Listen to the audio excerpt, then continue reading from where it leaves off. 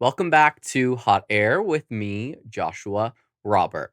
And today we are going to talk about something that quietly controls far more of our lives than most of us realize. Have you ever said yes when every part of you wants to say no? Have you ever stayed in a job that has absolutely destroyed your mental health because you felt guilty about leaving? Or have you ever gone to a family gathering, covered another shift, answered another late night work email, or kept someone else's peace at the expense of your own because you couldn't stand the thought of disappointing them? And if you're sitting there nodding your head thinking, fuck yes, all of the above, I mean, congratulations, you are a human being. And the funny thing is that most of us do not wake up every morning thinking, how can I make everyone else happy today instead of me? It just happens. We spend years learning that being agreeable makes people like us and being helpful earns approval, and putting everyone else's needs before our own somehow makes us a good person.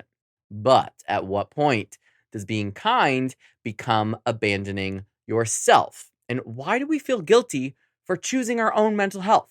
Makes no sense. Why does saying no feel so uncomfortable? And why do we care so much about disappointing our boss or our parents, our friends, or complete strangers while somehow becoming perfectly comfortable disappointing ourselves over and over again? Well, today we are going to dive into the psychology behind people pleasing, why your brain is literally wired to seek approval, how guilt tricks you into believing that you're doing something wrong when you're actually just breaking old patterns, which I find so interesting when you break that down, why you are not responsible for managing everyone else's emotions, and how to finally stop living your life according to everyone else's expectations. And as always, this is not about becoming selfish or telling everyone to completely fuck off and like disappearing into the woods to become a boundary setting like forest witch, which I say these things a lot, what it's not supposed to be about, but that actually sounds really fun. This is actually about understanding your own mind, building healthier relationships, and creating a life that feels like it belongs to you, which it should. And before we jump in, make sure you're following me on Instagram and TikTok at _hotairpod. Visit my website, hotairwithjoshuarobert.com, to shop my merch, submit your listener stories and topic suggestions. And I just realized I have these little stickers on my mic stand. I've been thinking about getting an upper eyelid surgery because I got a lot of extra skin there. So I bought those stickers that go above above your eyelids. And honestly, they work so good. I'm like, I could save thousands of dollars and not get surgery and just wear these stickers. And I guess I was recording an episode a few weeks ago when I tried them and I stuck them on the mic stand after I took them off. That's hysterical. Okay. Anyway, if you've ever spent your entire life apologizing for existing, this episode is for you. Grab your notepad, grab your healing hat, put it on, and let's hit it. HOTAIR, hot takes therapy, no filter. Say what I mean. HOTAIR, let's be real. You're listening to Hot Air. Part 1. Why you can't say no. Now, I want to start today's episode with a question, and I don't want you to answer it too quickly because I think that almost all of us have been quietly guilty of this, or maybe not so quietly guilty of it. When was the last time you said yes to something that you absolutely did not want to do? And again, maybe it was covering a shift at work when you were absolutely exhausted. Maybe it was going to another birthday dinner on one night that you desperately needed to stay home and recharge. Maybe it was letting a family member dump all of their problems on you for several hours when you barely had the energy to deal with your own. Or maybe, and this one is a big one, it was staying in a job that has been making you miserable for weeks, months, years, because you could not shake this overwhelming feeling that leaving would somehow make you not only a bad employee, but a bad person, or that you would be letting down your coworkers, your boss, the entire team. And isn't that kind of fascinating, right? We will sacrifice, pardon me, our own happiness, our own mental health, our peace. Like, we do it for months and years. Like, some people do it for their whole entire lives because we are worried about someone else feeling inconvenienced for, I don't know, a couple weeks, or maybe not even being inconvenienced at all. When you actually say it out loud, it sounds crazy, right? Trust me, I'm not saying this from a magical mountain. Again, no magical mountain here where I have mastered boundaries and now spend my days saying like no, left, right, and center with the confidence of fucking Meryl Streep accepting another Oscar. Like, I am recovering from years of people pleasing, okay? There should be an AA for people pleasing. Like, honestly, I still catch myself doing it. There have been so many moments in life where someone has asked me for something, and before my brain has even had time to process whether I wanted to do it, my mouth has already gone like, yeah, absolutely, count me in. Then about 10 minutes later, I'm driving home thinking like, Joshua, really? You literally did it again. You didn't even consult yourself, and you said yes to something you absolutely do not feel like doing. And sometimes I think my people pleasing, honestly, it's like faster than Wi-Fi. It just happens. And what's interesting is that we usually wear it like a badge of honor. And we say things like, I'm just like a really nice person, or I'm always there for people, or I hate letting people down. And do not get me wrong, those are beautiful qualities. I do think I'm a nice person and I'm there for people. The world needs kind people. The world needs generous people. But kindness and self-abandonment are not the same thing. And somewhere along the way, a lot of us have blurred that line, crossed that line, forgot about that line. And here's something that I've learned a lot lately. If saying yes to everyone else constantly requires saying no to yourself, that's not kindness anymore. That's self-neglect wearing a cute kindness outfit. So why do we do it? Riddle me this. I have an answer for you. So you don't need to think too long. This is where psychology gets really cool, and I love boiling it down. It makes so much sense. A lot of people think that they're people pleasers because they are weak or because they lack confidence. And I actually don't think that that is true at all. I think that our brain is doing exactly what it has evolved to do. So come on a journey with me. Let's go back thousands and thousands of years, okay? You are living in a tiny tribe. There are no grocery stores, no Amazon Prime, no Starbucks. If the people around you decided they did not like you anymore and kicked you out of the tribe, you were not just lonely, you were probably dead. You were going to die, okay? You couldn't hunt by yourself. You couldn't defend yourself. You couldn't survive harsh winters alone. And belonging, it wasn't just emotionally important. It was literally the difference between life and death. And your brain, now, thousands of years later, remembers that. And not consciously, obviously. You're not like, oh, I remember when I would have been in a tribe or whatever. You're probably not sitting in a meeting thinking, if I don't stay late tonight, a saber-toothed tiger is like definitely going to eat me. That's not the vibe I'm talking about. But your nervous system still treats rejection as a very serious threat. And that's why criticism feels so uncomfortable. That's why disappointing people makes your stomach drop. That's why getting left on red can somehow convince a fully grown adult that their entire personality is defective. Our brains are running ancient survival software in a completely modern world. And like also, honestly, our brains are a little bit dramatic. And by a little, I mean a lot of bit dramatic. Your boss emails you saying, can we talk tomorrow? How many of you have got that email? I know I have. And your brain immediately goes like, well, it's been a good run. I guess I'll start living under a bridge now because I'm going to be unemployed, living on the streets. Like, no, Josh, relax. I have these thoughts every week. Every week I think I'm going to get fired. I still got my gigs, okay? But maybe they just forgot the password to the Canva account or something. Like, our brains always assume the worst because for most of human history, assuming the worst kept you alive. But now that same survival instinct is making us answer work emails on vacation because we don't want anyone to think that we are difficult. We're not running from saber-toothed tigers. We're running from work emails. Then there's your childhood to bring into the mix because that always has something to do with something. And I think this is where so many of us unknowingly got programmed. So think back for a hot second.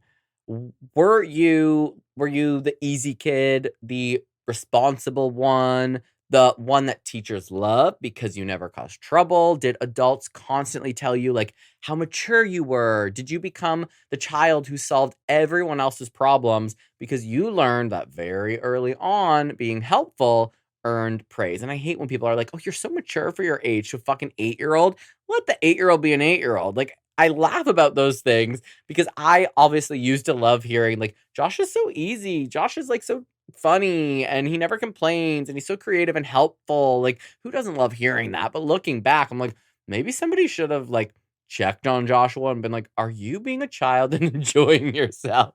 Cuz sometimes what adults celebrate isn't emotional health. Sometimes they're simply celebrating convenience. And trust me, if I was a parent, I would too. I'd be like, great, my kid is quiet in the other room reading a book or reading the dictionary. Super. But that's not helping the kid be a kid.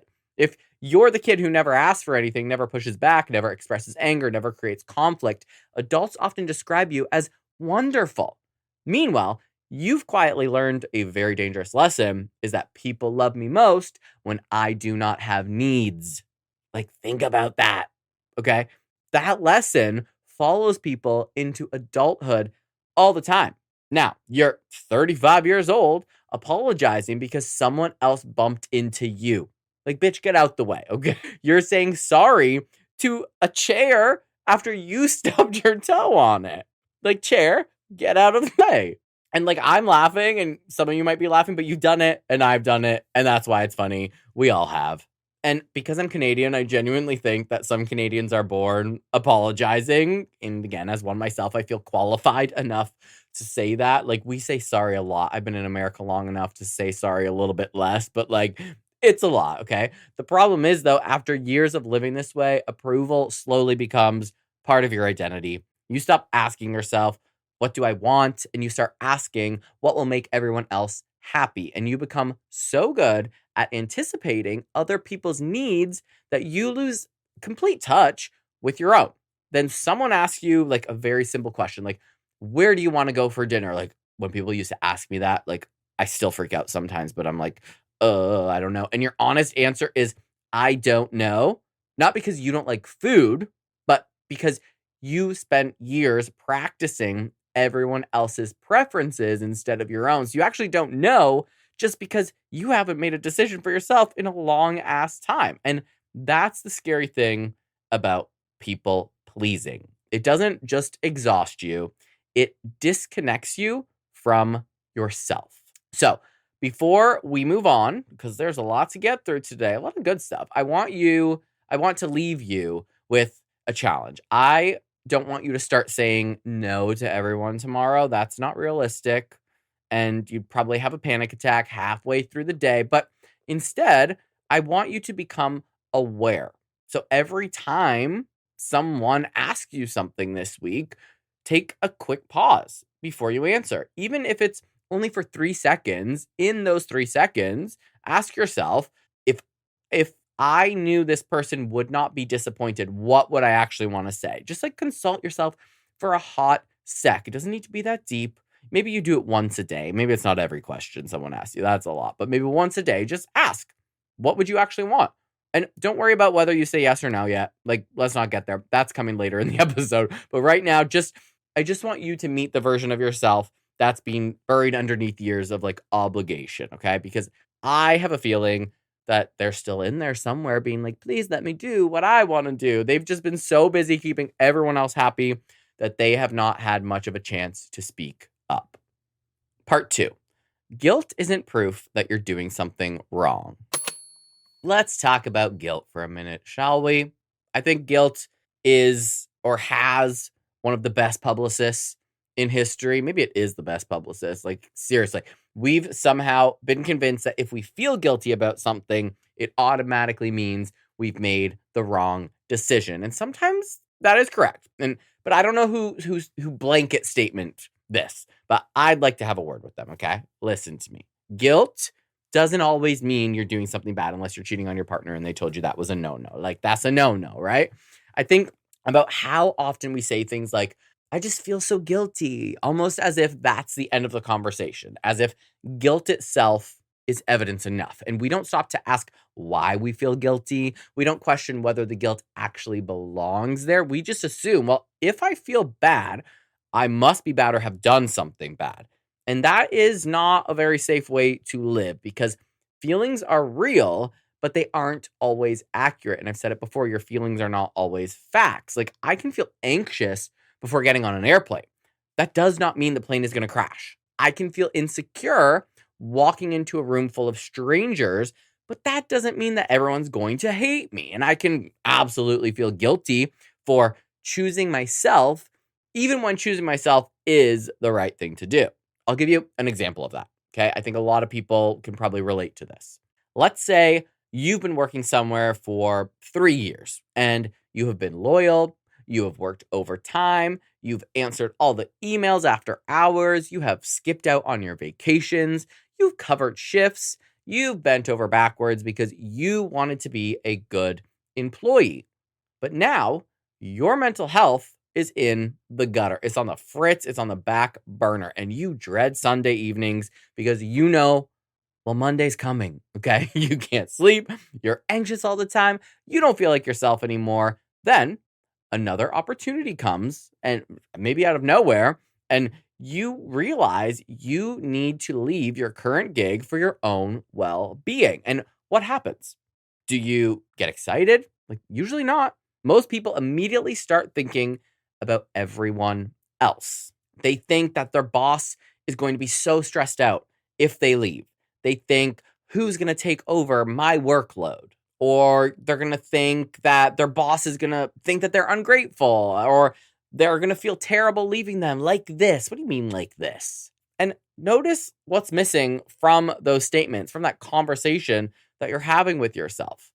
You are missing from the conversation. You are talking about and considering everyone else. The person whose life is actually being affected, which is yours, you're not even thinking about. Like, that's wild. And we all do it.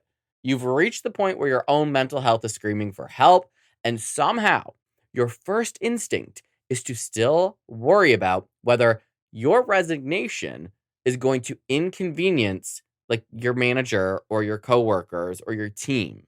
I've done this, okay? More times than I would like to admit. There have been moments in my multiple careers, because I've had 7,000 of them, where I knew something wasn't right anymore. But instead of asking myself, is this healthy for me? I kept asking, like, what will everybody think if I leave? And I felt guilty before I would even like considered handing in my notice. I was already apologizing in my own head for making a decision that I hadn't actually made, or a decision that was objectively better for my life. Or even when you like the job, but you know you deserve more money, or you want some time off, or you want to take an extended vacation, depending on what your job is, but you feel bad asking your managers, even though you know that you deserve that shit. Okay, however, one day I had a little bit of a realization that did change a lot of this perspective, which is businesses replace people. Easy. That's it. Every single day. If your boss got another opportunity tomorrow that was better for the company, they would make the decision they believed was best for the business. Not because they are cruel, because that's how businesses work. So, why do we believe that we're selfish for making the decision that's best for our own lives?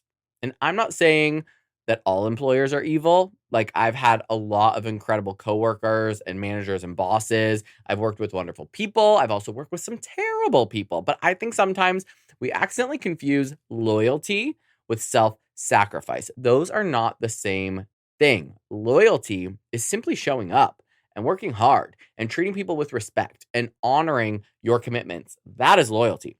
Self sacrifice is staying somewhere that is destroying your mental health because you're afraid that someone else might be disappointed if you leave. And I'm telling you, especially in the corporate world, they will fire you in a second and put someone else in there who's going to have a lower wage and work harder, like in a heartbeat. Okay.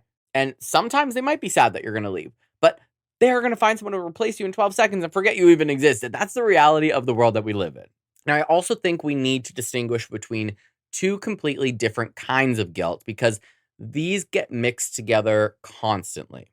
Now, the first is healthy guilt. Healthy guilt is actually quite useful. It's your conscience. It's the feeling you get when you've genuinely hurt somebody or lied, betrayed someone's trust, or acted in a way that does not align with your values. And healthy guilt says, like, okay, hey, you need to make this right. You did something wrong. You're a bad boy. That's a good thing, though. That guilt is a good thing. It helps us become better people and be aware, something that serial killers do not possess, okay? But then there's conditioned guilt. And conditioned guilt has nothing to do with your values. It has everything to do with breaking old patterns. You say no to covering another shift for the 500th time, and you feel guilty. You maybe don't respond to a text immediately. Like sometimes I will be like, I need to respond to this later. And I feel guilty, even though I know I need a hot second. Or you don't spend Christmas exactly the way that your family expects. That's a big thing for a lot of people. And you feel guilty. You decide maybe not to attend like every social event that you're invited to because you're absolutely exhausted. And guess what? You feel guilty. Or maybe you choose your mental health over someone else's expectations and you feel guilty. I think you get the point here, right? Now, that guilt that we just covered, that guilt isn't telling you that you've done something wrong. It's telling you that you've done something different. And I mean, you know this if you've been listening. Your brain hates different. It likes comfy, okay? Like remember what we talked about in the last segment. Your brain loves familiarity because familiarity feels safe. So when you start changing lifelong habits, especially habits that have earned you approval from a lot of other people, your nervous system freaks the fuck out. It says like, wait, we have never done this before. Are you sure? Are you sure about this, Josh? People might not like this, Josh. And because we've been conditioned to mistake comfort for danger, and because we've been conditioned to mistake discomfort for danger, we immediately think that we should go back to old behavior. And it's kind of like starting to exercise after years of sitting on the couch. Your muscles hurt. They are sore. They are uncomfortable. But nobody says, well, I guess exercise is bad for me because it feels uncomfortable. We understand that discomfort in exercise is part of growth. Yet emotionally, when this happens, when we compare that emotionally, we completely forget that lesson. And I think boundaries work the exact same way. The first time that you tell somebody no, it feels really weird. And the first time that you don't apologize for taking care of yourself, it feels really weird. And the first time you leave work exactly when your shift ends instead of staying another hour for free, weird. The first time you choose your own peace over someone else's expectations, incredibly weird. And not because it's wrong, because it is unfamiliar. And one of my favorite questions to ask myself now, whenever guilt shows up, is did I actually do something wrong? Or did I just disappoint someone? Those are not the same question. Okay. If I lied to someone, yes, I probably have something to apologize for. Okay. If I intentionally hurt someone, of course, I should feel guilty. If I broke a promise, then yes, let's own that. But if someone is disappointed because I protected my time, chose my mental health, declined an invitation, or made a decision that was best for my life, that's a very different situation and a very different type of guilt. Like, people are allowed to feel disappointed because you didn't come. I'm allowed to make decisions, and people are going to feel how they're going to feel. Both things can exist at the same time. Of course, your bestie is going to be disappointed you didn't come to dinner, but if they're pissed at you because you're taking time for yourself because you've been working your ass off and you've been working long ass days and you got 2 podcasts going and a dog and you're trying to do more art and write a book and decorate your apartment and they're mad at you, well, screw them, honestly. That didn't happen to me, but that's just my life as an example. So we have spent our entire lives believing that our job was to make sure that everybody around us stayed comfortable. And the second that someone isn't happy, we we rush in to fix it. We explain ourselves, we over apologize, we negotiate, we soften the boundary until it barely exists. But here's something I've been reminding myself of a lot lately, and maybe you need to hear it too. Just because someone does not like your decision does not mean it was the wrong decision. Say it again. Just because someone doesn't like your decision doesn't mean it's the wrong decision. People are allowed to disagree with you and your boundaries. I talked about boundaries a lot. They are for you. People are allowed to disagree. They can wish you stayed at the party longer. They can wish that you said yes to the invitation. They can wish that you are still making life easy for them. That does not automatically make your choice selfish. Sometimes it simply means that your choice no longer benefits them the way that it used to. And that can feel weird to them, but this isn't about them. It's about you. So I have another exercise for you this week, or whenever you want to do it. And I think this one has the potential to change the way that you make decisions forever. I need a soundboard here to insert dramatic music. So the next time that guilt shows up, and obviously we know that it will, I don't want you to ask yourself, why do I feel guilty? Instead, ask yourself, did I violate one of my values? Or did I simply violate someone else's expectations? Because again, those are two very different things. There is one that calls for an apology, and there is one that calls for courage. When you violate your values by saying less, you need to apologize to yourself. And when you, quote unquote, violate someone's expectations of you, that calls for courage. Part 3. You are not responsible for managing anyone else's emotions.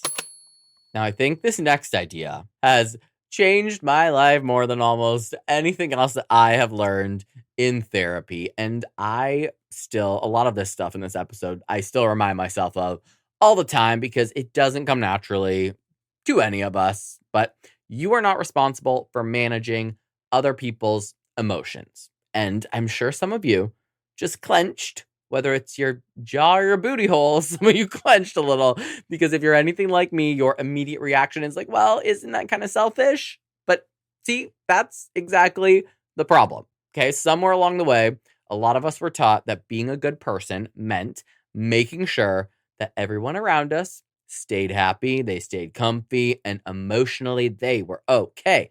And if somebody was upset, it became our job to fix it. And if somebody was angry, we immediately wondered what we had done wrong. And if somebody was disappointed, we started negotiating with ourselves to figure out how we could change our decisions so they would not feel that way anymore. We basically became emotional janitors walking around, cleaning up everyone else's feelings while our own emotions sat in the corner just collecting dust. I want you to think about how often you have done this. And maybe your friend is upset because you can't make it to dinner. So instead of simply saying, like, I'm sorry, I can't make it, you launch into a 10-minute explanation with 3 apologies, a detailed calendar breakdown, and a signed affidavit proving that you're not secretly a terrible person.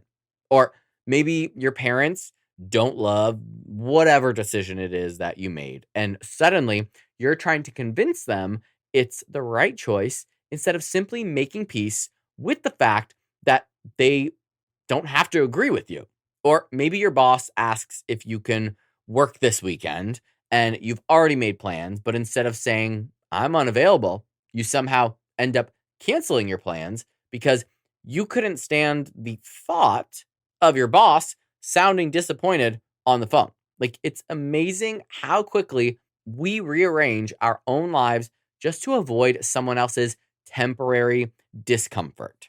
And what's funny is that we don't do this because we are weak. We do it because we're empathetic, and empathy is an incredible quality. Sometimes I got too much of it. It allows us to connect with people and understand them and care about them and care about what they're experiencing and going through. But somewhere along the line, that empathy has quietly turned into more of a responsibility. And again, empathy and responsibility, two different things. I can understand why my boss is frustrated that I'm leaving the gig because I'm a badass, but I quit because I found something better. And I can appreciate why my parents are sad that I'm moving to a different country. I can recognize why my friend wishes I had come to their birthday party.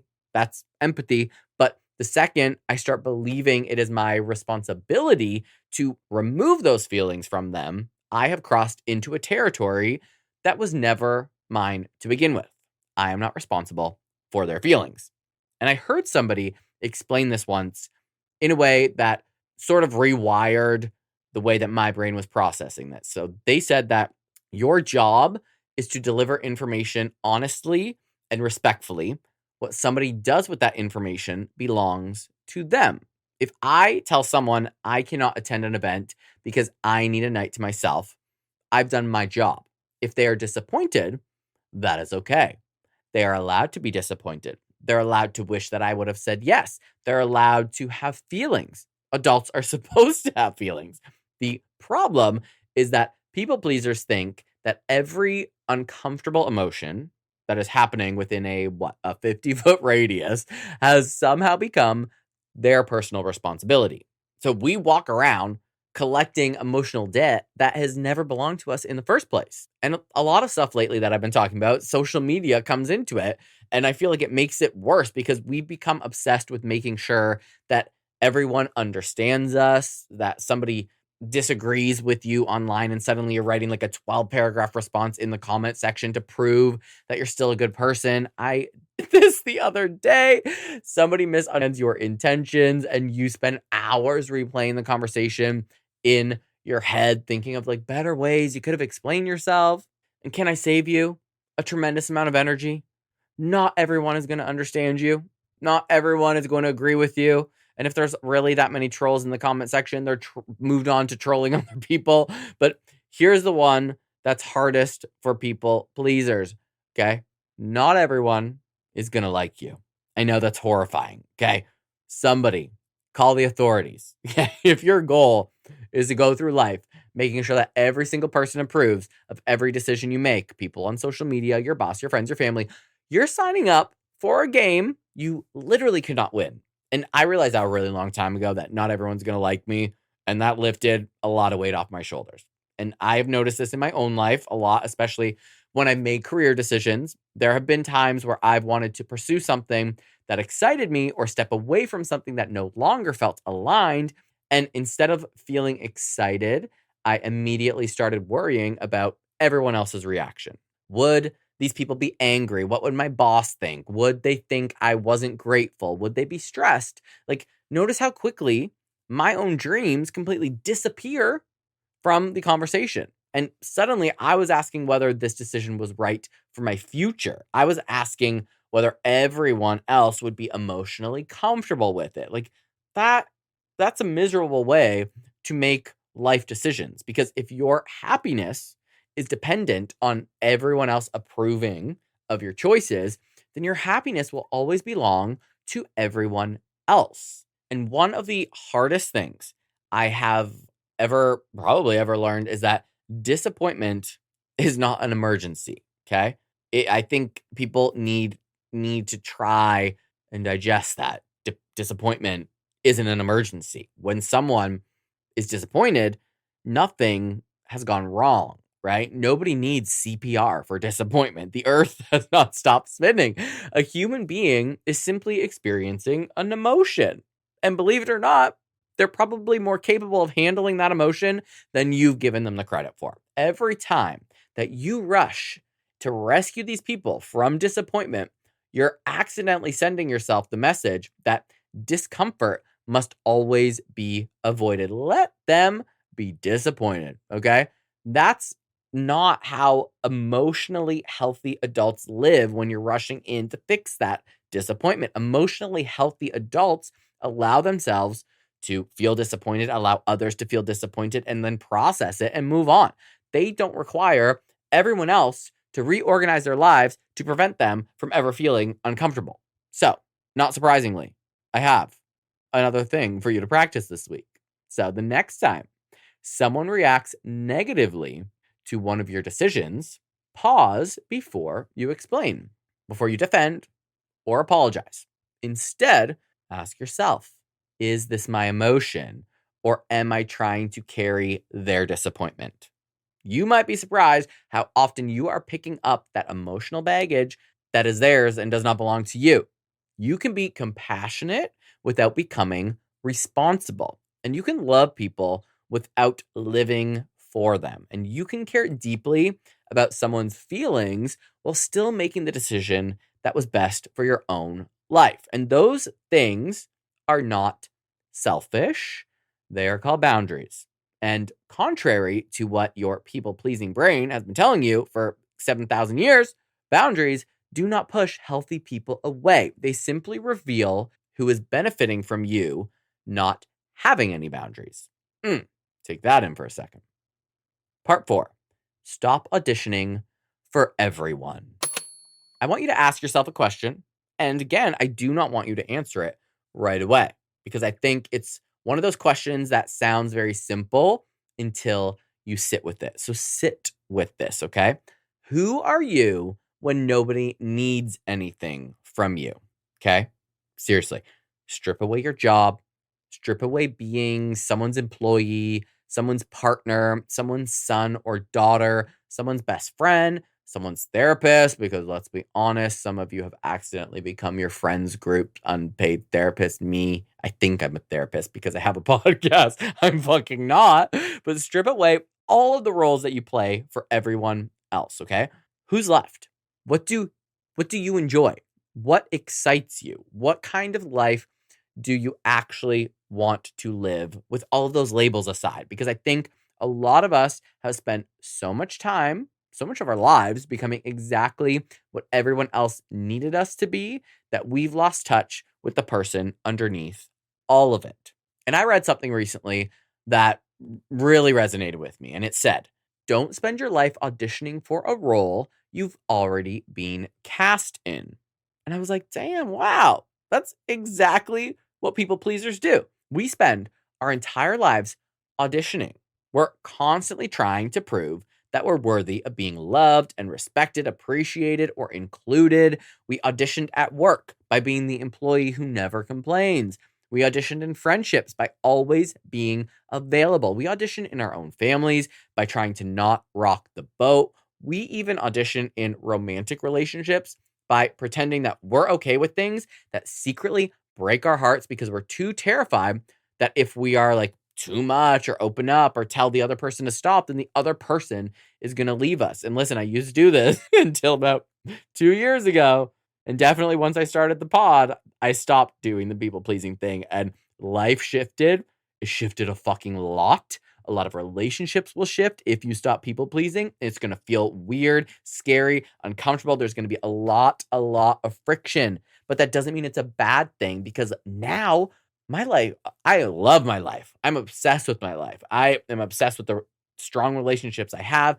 I'm okay with strong relationships I thought I had that have now become a little bit more surface level or less frequent interactions. Some relationships went away completely, and I've never been more peaceful. It was scary for a little bit, but I try to remind myself that that discomfort was just growth and me stopping trying to make everyone else happy and just focusing in on what I wanted. All that people pleasing, I didn't even realize my whole life, but it was so exhausting. And the craziest part is that most of the people that we are trying desperately to impress probably are not thinking about us as much as we think they are. Like, I don't mean that in a depressing, sad way. Like, I think it can be quite freeing depending on how you look at it. We spend so much time replaying these conversations in our heads. I do it all the time. If you've been listening, like we're always wondering if we sounded rude or if there was something we could have said better to explain ourselves, if we should have worded something differently, if someone is mad at us because they used a period instead of an exclamation mark in a text message. Like, meanwhile, they're probably like at Costco, like eating the sample cookies somewhere. Seriously, like we are the main characters in our stories, but we are supporting characters in everyone else's. And once you realize that, you stop wasting so much energy trying to manage everyone else's perception of you. And who gives a flying fuck what everyone else is thinking about you anyway?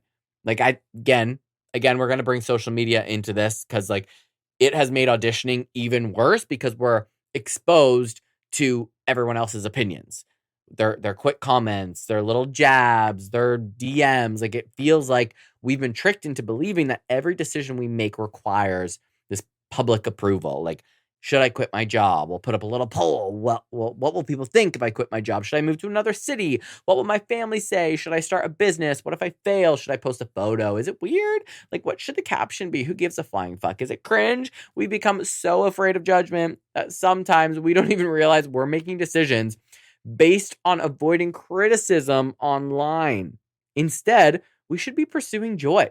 That is such a sad way to live if you're worried about what everyone else is going to say about you online or not. Like, fear is a terrible life coach. I remember a time in my own life when I started making decisions that didn't make sense to anyone around me. Nobody got it.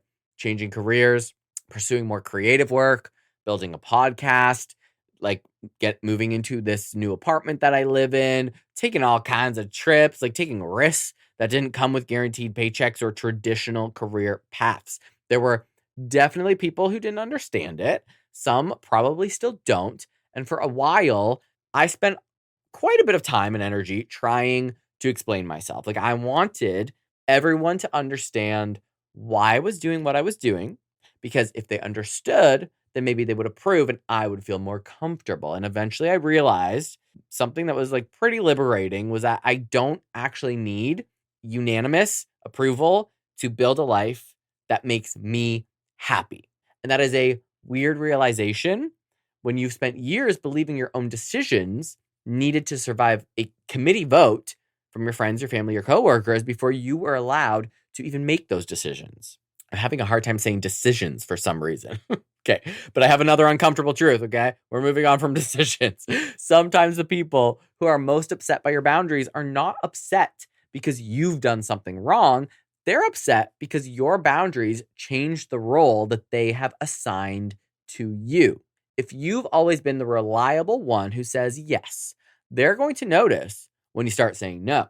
If you've always answered every phone call immediately, they're going to notice when you don't. If you've always put everyone else's needs ahead of your own, some people may genuinely struggle when you stop. And that does not automatically mean that your boundaries are unhealthy. It often just means the relationship is adjusting to a new version of you. And healthy relationships adapt. Unhealthy ones protest because they preferred the version of you that was easier to access, that made life easy for them. One of the biggest fears people have when they stop people pleasing is that they're afraid they're going to lose people.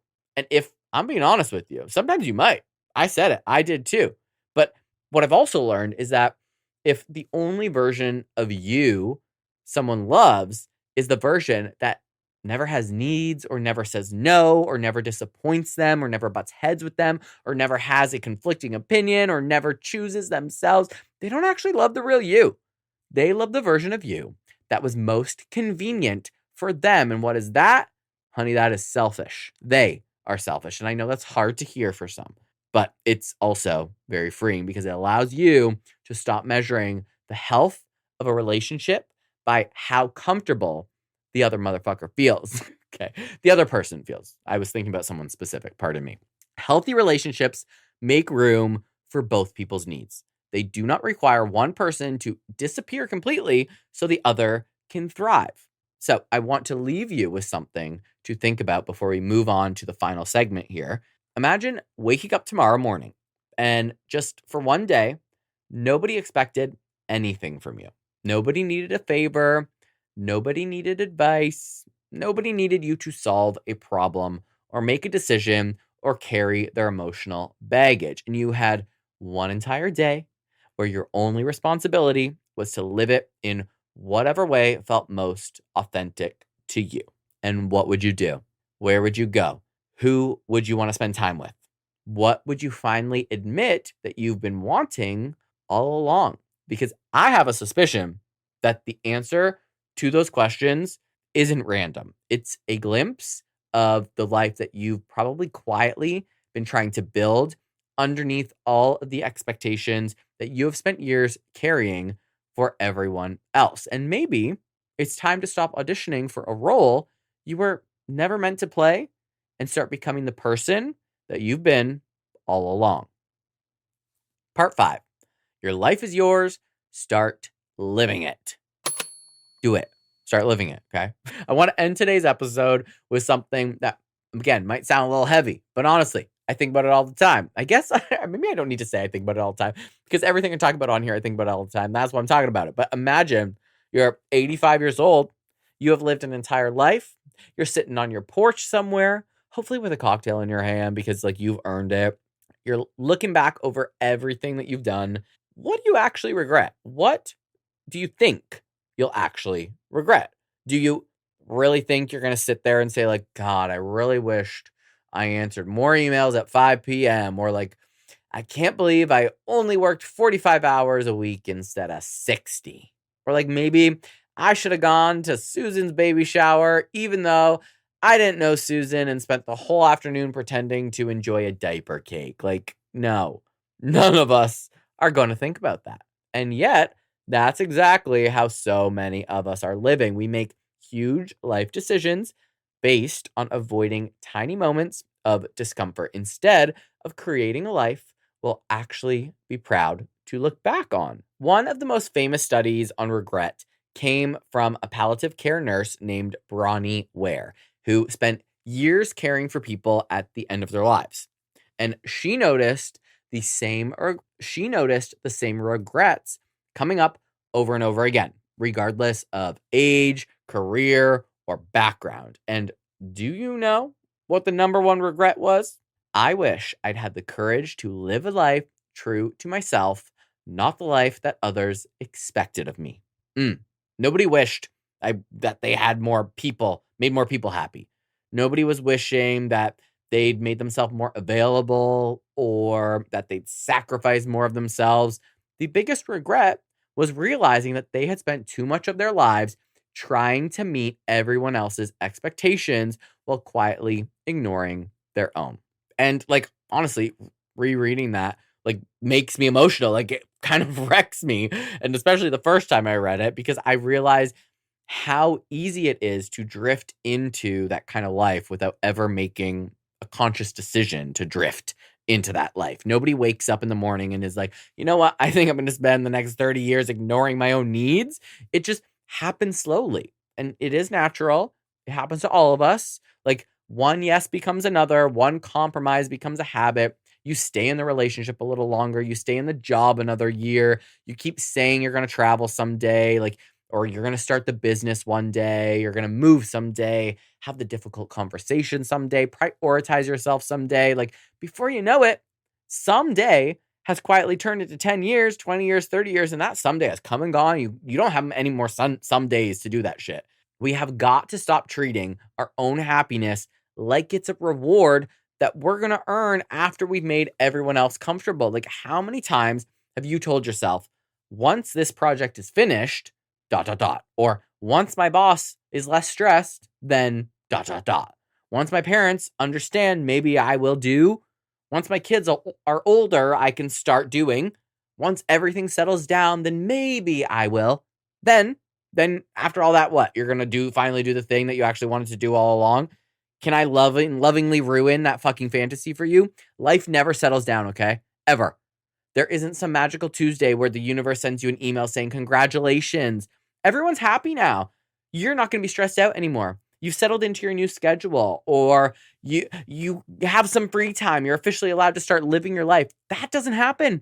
There will always be another obligation, another expectation, another person who needs something from you. And if you're waiting until nobody is disappointed before you choose yourself, you're going to be waiting forever. It's never going to happen. And something I wish that I had learned years ago is that every decision you make disappoints someone. Seriously, if you stay late at work, maybe your partner is going to be disappointed that you missed your dinner plans with them. If you leave work on time so that you can go to those dinner plans, your boss might be disappointed that you didn't stay. If you spend Christmas with one side of the family, the other side's going to be left out. If you move across the country to chase your dream, the people that you love are probably going to miss you, and some of them are going to resent you forever. Like, there is literally no version of life where every single person gets exactly what they want from you. It does not exist. It will not exist. It's never a possibility. So if disappointment is inevitable, then maybe the better question isn't like, how do I make sure nobody's disappointed? Maybe the better question is, whose disappointment am I willing to live with? And frankly, that should be everyone's, as long as you're not disappointed in yourself. Because one of those people somebody has to be disappointed. Either it's everyone else occasionally, or it's you every single day. And that question is going to change the way you make decisions. For a long time, I was choosing my own disappointment over everyone else's. I would rather be exhausted than to let someone down. I'd rather stay quiet than to risk conflict. I'd rather carry stress than have someone think I was difficult. And on the surface, that looked incredibly selfless. But underneath it all, it was fear of rejection, fear of judgment, fear that if I stopped being useful, maybe people wouldn't value me anymore. And the beautiful thing is, the more that I have challenged that fear, the more I've realized that the people who actually love me and get me and are there for me have not gone anywhere. In fact, many of those relationships have actually become stronger because they're based on honesty now instead of performance. And really, I kind of think that's what this entire episode has been about. It's not about becoming selfish. It's not about saying no to everything or walking around acting like nobody else's feelings matter. That is not emotional maturity. That's just being an asshole, if I'm being frank. Emotional maturity is caring about people without abandoning yourself. And it's understanding that you can be kind without being available 24 hours a day, 7 days a week, 365 a year. You can also be compassionate without fixing everyone else's problems. You can love your family while making decisions that they may disagree with, they may not understand, they may be mad at you for, but you're prioritizing yourself. You can appreciate your job while recognizing it's time to leave your job. You can disappoint people and still be a good person. Those ideas can all exist together, even though your people-pleasing brain has spent years convincing you that they cannot. So I want to leave you with one final exercise, and I do hope that you do this one. I think it has the potential to change the course of your life because I'm a lifesaver. Okay, but really, grab a piece of paper, make 2 columns. 1, 2. At the top of the first one, you're going to write the life I'm living. At the top of the second one, you're going to write the life I actually want. Then you got to be brutally honest with yourself. What are you tolerating in the first column? What are you dreaming about in the second column? Don't censor yourself. Don't write what sounds responsible or realistic. Write what's true. Then look at those 2 columns and ask yourself one final question. What decision have I been avoiding because I'm afraid of disappointing someone? And I have a feeling you probably already know the answer. You probably knew it before you press play on this episode. Maybe you don't act on it tomorrow. Maybe you don't act on it next week. Maybe at least now you know what fear has been costing you. Like, for example, I'm going to do this for myself. So, for example, in the life I'm living column, one of the things I might put there is that one of my marketing clients underpays me. That's the life I'm living, but I'm not happy about it, okay? And the life I actually want is to be paid accordingly and, meet the industry standard for the amount of work that I am doing and feel good about that income that's coming in. That's the life I actually want. But the question that I'm avoiding, or the thing I don't want to do, is making somebody else uncomfortable by asking for a raise. I did know that before I even started recording or pressing play on this episode. So there you have it. Because really, at the end of the day, this is your life. It's not your boss's fucking life. It's not your parents' fucking life. It's not your friend's fucking life. It's not society's. It is yours. And you only get one time. And it goes by quick. I'm about to be 38 in a few days. My birthday's on Wednesday, the day after this comes out. And I was like, damn, I'm going to be 38? In 32 years, I'm going to be 70. That's fucking nuts. I think that's math. But you only get one shot at this weird, messy, beautiful experience of being alive one time and you've done those, unless you believe in reincarnation. But like, don't spend your life trying to earn permission to become the person you already know that you are. The people who truly love you, they will adjust and suck it the fuck up. The people who don't, were probably benefiting from you and you don't want them around anyway. Choose yourself because they never wanted you to choose yourself in the first place. And if this episode gives you permission to do one thing, it is to stop asking for permission. You never needed it. Your life has belonged to you from the very, very beginning. Your life is not meant to be a full-time customer service job for everyone else's expectations. Caring about people is good. Being compassionate is good. Showing up for the people you love is good. But none of those things should require or overpower your want to abandon yourself. Your worth is not determined by how available you are. You're not a better employee because you sacrifice your mental health, and you are not a better friend because you never say no.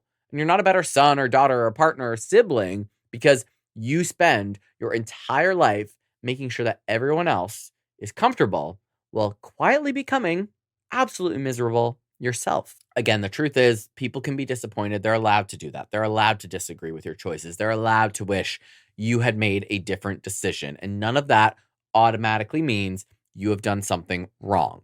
Choosing yourself can feel very uncomfortable because it's unfamiliar to most of us. It's not selfish. And if you remember nothing else from this episode, you can be a kind person without being a people pleaser, and you can care deeply about others without carrying their emotional baggage, and you can build a life that honors your own happiness without needing permission from everyone around you. And as always, if today's episode resonated with you, make sure you are following me on Instagram and TikTok at _hotairpod. Don't forget that I also have a second podcast out called Screaming that is once a month that discovers, talks about, dives into all the horror, spooky news, movies. Maybe there might be a little true crime in there, upcoming TV shows, maybe rediscovering my favorite horror movies. I mean, only one episode is out now, so who knows where it will go. But also visit my website, hotairwithjoshuarobert.com, to shop my merch, submit your listener stories and topic suggestions. And thank you again for spending time with me today. And stop asking for permission to live your life. Just go fucking live it, okay? Do what you want. You're only here one time. Make people feel bad as long as you feel good. No, that's the opposite of what this episode was about. But I think you've known me long enough. You know what I mean. Focus in on you for a hot minute. Make decisions that make you feel good, as long as you're not, running anybody over with your car or committing a crime. Also, because it's my birthday on Wednesday, share this. My birthday present from you is that you are going to share this episode with everyone you know. I'm into it, okay? I hope you all learned a little bit of something today and you make a few decisions this week that are all about you, that make you happy, that lower your stress levels, that support your mental health. And I will see you next Tuesday. HOTAIR, hot takes therapy, no filter. Say what I mean. HOTAIR, let's be real. You're listening to Hot Air.